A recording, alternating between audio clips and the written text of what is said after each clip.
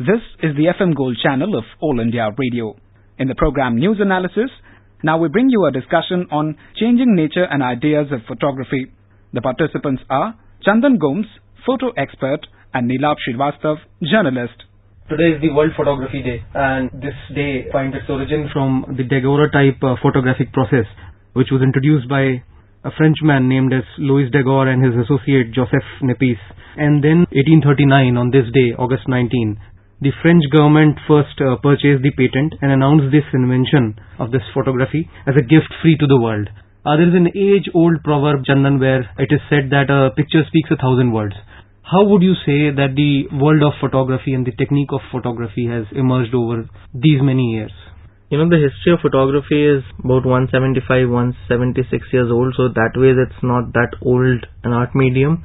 Yet in its very brief history, it has caused a lot of disruption, and it has right now at the forefront of what one would call expression of any kind, be it personal, be it social, be it cultural.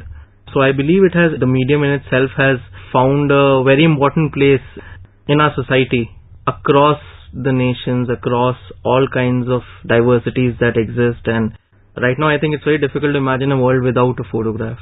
When you say disruptive kind of a nature, I believe you also mean that a lot of history has been chronicled by the photographs. A lot of things that we know in this world today is because of the photographs that we had. From the two major world wars to the wars that led to the world wars, to all kinds of droughts and famines and every kind of disasters that happened post 1839, it was always the endeavor of a group of photographers to go and document it so that it serves as a record.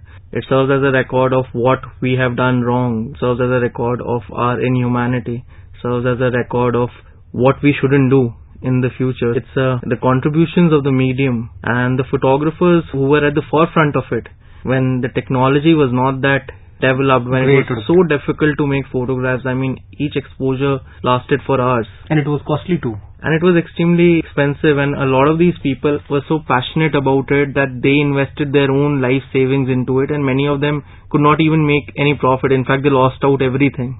Yet they carried on. Somewhere within, medium makes you resilient. So would you say the photographs complement the written word, the written history, the written developments, or probably it is better than what the written word would have explained to the world than a photograph? I just read in the morning a quote that someone had posted that photography is a language that can be understood across the world by everyone. I think that's what makes it so fascinating, that say the written or the spoken word can have constraints. You need to know the grammar, the syntax of that language, but a photograph can speak to everyone. So if I take a photograph of, say, suppose of lovely portrait of my mother, and I go to extreme end of, say, Greenland and show it to one of the residents there, an Eskimo perhaps, he would connect with it. Indian or any person across the globe would read a photograph as a photograph rather than the written word, as you. Absolutely. I mean, he would not know the woman in the photograph is my mother or who she is, what is her identity, but just the fact that she is and her expressions, if she's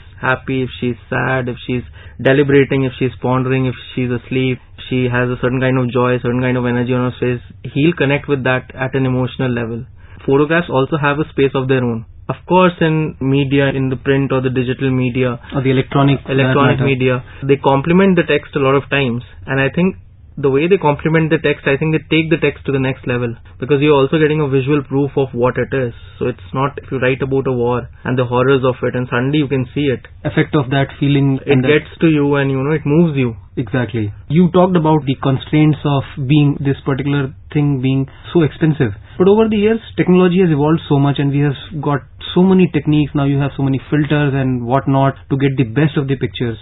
You think technology has aided to make photography go deeper into the system, the society, and also at the hands of the people, so that they can also be photographers on the move? That's an interesting question and observation, and it's also, there is no direct way of answering it without taking away the complexity of it. I feel right now everyone is a photographer, and that's both a great thing and it's like both blessing and a curse. How it is a blessing is that, people have taken the ownership of what they want to show in their own hands. You don't need someone from the outside to come to show what you are going through. Like just 2-3 days ago on our Independence Day, these photographs surfaced from Assam. Of these children. Tiny kids were just submerged knee deep into water, yeah. And their headmaster or teacher, and they were hoisting the flag. As an image, it's both hopeful and heartbreaking at the same time. You get an example of what the human spirit is capable of. And it's heartbreaking because it also shows the reality of that village that is submerged in floods, and the kids were literally till their necks in water, and yet they had to be there and they were doing it. It's very heartbreaking to see that we get a photograph like that. So a photograph can be interpreted in many ways. Another example is what I saw, some photographs I saw on YouTube during the Libya crisis that was happening, and videos for that matter. So someone was photographing from his roof the destruction that was happening across his neighborhood, and bombs were being aircrafts were going and they were bombing the city, and slowly and steadily the fire was moving towards him. Of course, eventually the fire consumed him as well. But I think by then he had already sent out that video. But not before he had sent out that video and a photograph maybe also. Yeah. So he died perhaps as an anonymous voice, but that work, that photograph, that video lives on, and it shows the terror of what it is. And that is how photography lives. And he was someone who was a victim of that war. Exactly. But he just had the technology to document what was happening, because he realized that he has to take the ownership of his image, of his own circumstances in his own hands. Why do you need someone from the outside, say an American or a European or whoever, to come in and do images? In this age of social media where every person has his smartphones, have wonderful features where you can click wonderful quality of pictures, it can also cover a lot of distance without any grains. How empowering do you think is this for citizens, or maybe for a common man, or for anyone for that matter? It can be very empowering, and we have seen it in the last 5 years across the world, the different movements and protests and citizen movements that have emerged, how photography has been strongly used as a tool. Closer to home, one can go back to the 2012 gang rape incident, and the kind of images that were made of that incident were basically photographs made by protesters who were a part of the agitation and not really photographers. The bulk of it came from the protesters themselves, and all those images became viral on Facebook, on Instagram, on Twitter, and people saw and got enraged as to what was happening. The apathy of the government got them. These were just students, young people who just felt that something drastically wrong has happened and this needs to be changed. Those images had a prolific impact on the psyche of the society, and you remember those protests started from Delhi but emerged everywhere across the country, and I was also involved in it as a photographer who was not photographing. I was photographing it as a protester. So I was continuously looking at how people were also responding to the medium, fellow protesters were responding to the medium, and how they were using the photographs they have made to tell the stories of this particular protest. Should I draw the conclusion that everyone is also somewhere inherently a born photographer type of a person? There are professional trainings for it, but without any training, everyone is a photographer. You hand it over to anyone and he can always click a photograph. Being an applied art, it's a matter of practice. It's a matter of how much you use the device to make photographs. And I really believe that everyone is a photographer. Now, good, bad or worse, that's a different question altogether. But the fact that you can make a photograph, at least at a minimal level, qualifies you as a photographer. And I think how a lot of ordinary citizens are using photography, I really like that. So even if their images are aesthetically not up to the mark, or there are a lot of problems in them, technical or aesthetical, as long as they can convey what has to be conveyed. It's not very essential to have probably a very correct frame of a photograph and know all the nuances of photography as such. If you want to express something, depends on the context. Say, suppose you have to make an artist book, or you have to do a museum show, or you have to show your work at a gallery. Of course, then all those concerns become really important, because then the photographer also becomes an artist, and there has to be a certain aesthetics, there has to be a certain way of looking, there has to also be a narrative. Are these avenues available in the country? Are there institutes which will tell you about how to do a photography, and how do you see the Indian context of it? It's enthusiast and wants to become a professional. I am a documentary photographer, basically, which means that I work on story ideas for a long period of time. I kept documenting that particular idea, and then I eventually published that work as a book, as an exhibition, or as part of an online journal, whichever medium suits the best. So as far as my field or area of expertise is concerned, India already has a very rich history of photojournalists and documentary photographers. So the best photographs have been produced, from the pre-independence era. We have textbooks where we have studied and read about them. A lot of these archives are coming out now. Britishers got photography to India quite early. India is one of the first countries to experience photography in the world. 1839 it was invented, as they put it. And in the 1840s, India had photography. Already has a very nice, it has a tryst with the medium. And as far as documentary photography, photojournalism is concerned, there are, of course, colleges and institutes that have opened. They give you professional degrees. Absolutely. Even the photography subject as such has evolved from, as you said, documentary photography or maybe journalistic photography to photography which is specific and very niche to a marriage, a childbirth now. There are photographers who would document childbirth, a marriage or some event in the family. I would say changing times of the society is also being documented by photographers.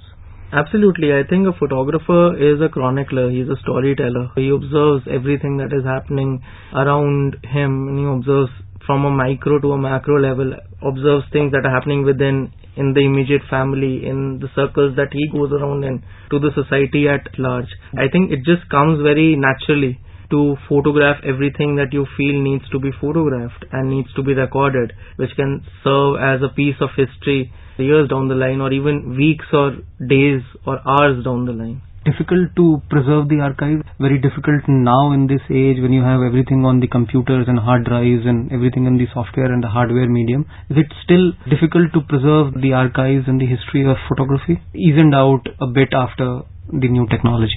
Technology has certainly made things easier as far as the collation and the preservation of data is concerned, but one thing with archives is how you curate them, how you decide what is important, what isn't, how you also decide in what context do you want to show that archive or show that work, because certainly not a particular archive will suit a particular format, and those questions become more important in this day and age when preservation is easy. Right now, a lot of archives that are 60, 70, 80, 90 years old are being processed in India by... There are government agencies. There are then private players as well. Some of our leading curators, gallerists are working on it. And preservation is very difficult for them because all of it was shot on film. And it has to be restored. It has to be, very gently, without affecting the essence of the photograph. It has to be restored properly. There is no deterioration in the photograph. Even if a shade changes, the black and white of a certain shade changes, then the entire feeling of the image changes. It's a tremendous access. If I am correct, even the hard copies of the erstwhile times now, they can be clicked and preserved online over this hardware medium now. Yeah, you can scan them, photograph them. It just has to be done the right way. Yeah. And we need more specialists to do it the way it happens in the West. And maybe in time, I'm hopeful that in the coming decade, the country will understand the relevance of these archives. And once I think it comes more into the public space, the preservation of it in the right way will happen, I think, automatically. Photography will not be doing justice to the subject if I don't ask you about selfies. This is a phenomena that has caught over the world in the last few years now. Everywhere you'll have someone clicking a selfie. Even if there are so many people around, they will still click a selfie rather than asking someone else to click a photograph, which was the norm earlier. How do you see this phenomena of selfies? Empower the person more? Initially found them very irritating when 2 years ago selfie was declared the word of the year. I think it was the most googled word or something. So I found it very irritating. Then I think I was in a phase when I found them very amusing.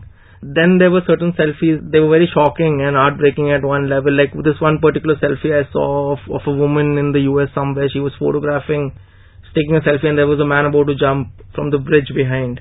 And I think that was a revelation. You got a peek into what vanity or what human nature, how vanity and human nature are connected. So I think there's tremendous, in terms of just thought or in terms of an philosophical exercise, there's tremendous scope in just thinking about the selfie. I think it cannot be just discarded. It is almost a skill now to have a wonderful selfie. When you have gadgets also to give you a better angle to a selfie, you have selfie sticks and whatnot. Yeah, perhaps. Thank you so much. You were listening to a discussion on changing nature and ideas of photography. The participants were Chandan Gomes, photo expert, and Nilab Srivastav, journalist. This program was produced and presented by the News Services Division of All India Radio. This program is also available on our website, newsonair.nic.in. You may email your opinion about this program at airnsttalks@gmail.com.